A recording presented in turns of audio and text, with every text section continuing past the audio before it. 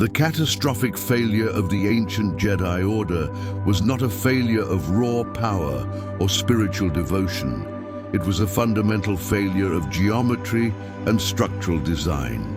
Over 1,000 years of peace, the Jedi had become a structure of rigid, unyielding lines, perfect in their symmetry, but fatally brittle under pressure.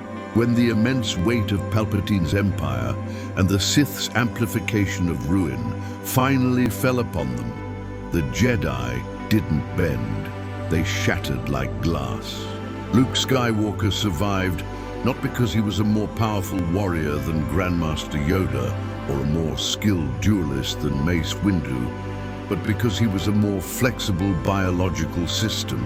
He was not raised in the sterile, air-conditioned isolation of the Jedi Temple. He was forged in the shifting, unforgiving sands of Tatooine, a place where survival is the only objective and adaptation is the only law. Luke survived because he had no ancient dogma to protect, and therefore he had nothing inside him that could be broken by the Empire's hammer. In the cold world of biology, the most hyper-specialized organisms are always the first to face extinction when their environment undergoes a sudden, radical change. The Jedi of the Republic were hyper-specialized for a world that no longer existed, a world of rules, bureaucracy, and clear boundaries. They were high-maintenance machines that required a specific political atmosphere to function. Luke Skywalker, however, was an ecological generalist. He was a farm boy, a scavenger, a bush pilot, and a rebel before he ever held a lightsaber. His mind was not a contained protocol locked by centuries of tradition. It was an open, adaptive system. Because he was a total outsider to the Jedi institution, the collapse of that institution didn't destroy his core identity. He survived because his internal structure was modular.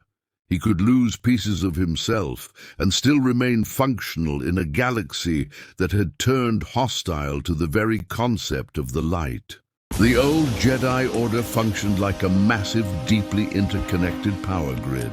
While this gave them great collective strength, it also created a fatal vulnerability.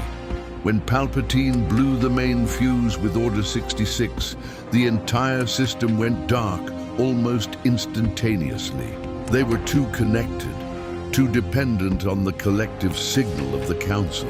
Luke Skywalker was a broken circuit, a solitary, isolated spark in the galactic wilderness.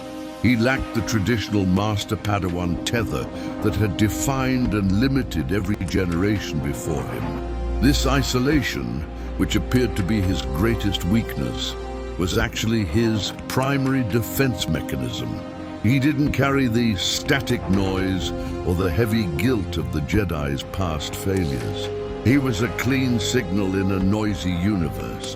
While the survivors like Obi-Wan and Yoda were burdened by the ghosts of a dead civilization, Luke was focused solely on the physics of the present moment.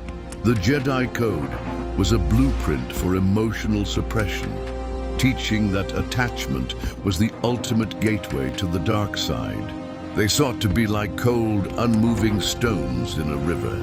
But as we see in the era of ruin, when the river turns to lava, a stone simply melts and disappears.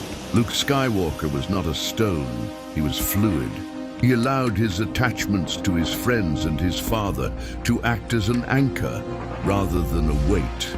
He understood, perhaps instinctively, that in a dying system, rigid morality is a death sentence, but emotional honesty is a survival strategy.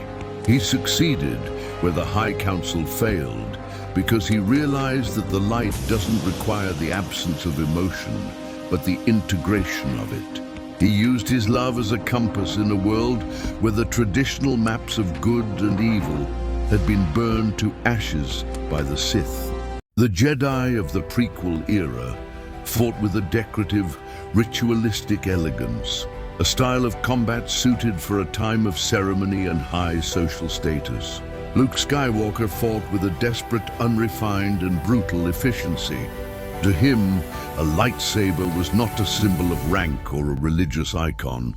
It was a survival tool, no different from a hydro spanner or a blaster.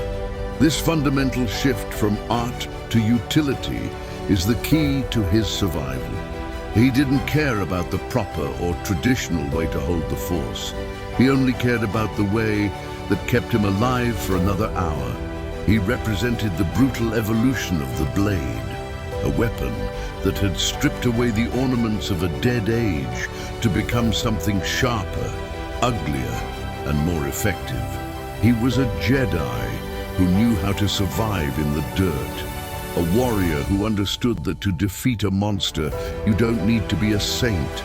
You only need to be the one who refuses to die. Luke was a hybrid of two conflicting worlds, the ancient mystical wisdom of the Jedi and the gritty tactical pragmatism of the Rebel Alliance. This duality made him a chaotic variable that a master strategist like Palpatine could not fully calculate. The Emperor knew exactly how to break a traditional Jedi, and he knew how to crush a military rebel, but he had no protocol for a man who was both simultaneously. Luke's ability to shift between these two identities allowed him to bypass the psychological traps that had destroyed his father. He could use the Jedi's internal calm to see through the Emperor's illusions, but he used the rebels' raw defiance to reject the Emperor's throne. He was the first modern instrument of the Force, a person who recognized that cosmic power is useless if it isn't grounded in the harsh reality of the people it is meant to serve. If Palpatine was a gravitational singularity, a point of no return, then Luke was the first pilot who learned how to orbit the darkness without being pulled into its center. He felt the immense gravity of his father's shadow, but instead of resisting it until he snapped, he used that very gravity to catapult himself toward a new understanding of balance. He accepted his own capacity for darkness. He acknowledged his fear rather than suppressing it. By doing so, he robbed the dark side of its greatest weapon, the unknown. The old Jedi tried to ignore the shadow, and as a result, the shadow swallowed them whole. Luke looked directly into the abyss, recognized his own reflection, and simply chose to step back. This psychological flexibility was his ultimate armor. You cannot break a man who has already embraced his own brokenness. Ultimately, Luke Skywalker survived because he was a seed, not a monument. A monument is grand and impressive, but it is static and can only decay over time. A seed is small, humble, and often overlooked, but it contains the biological blueprint for an entire forest. He was the Force's ultimate insurance policy, the restart button for a galactic system that had suffered a total crash. As we move toward the chilling, post-moral reality of Ayat 15, we see Luke as the final human element in a cold, cosmic war of transition. He was the bridge between the tragedies of the past and the cold necessities of the future.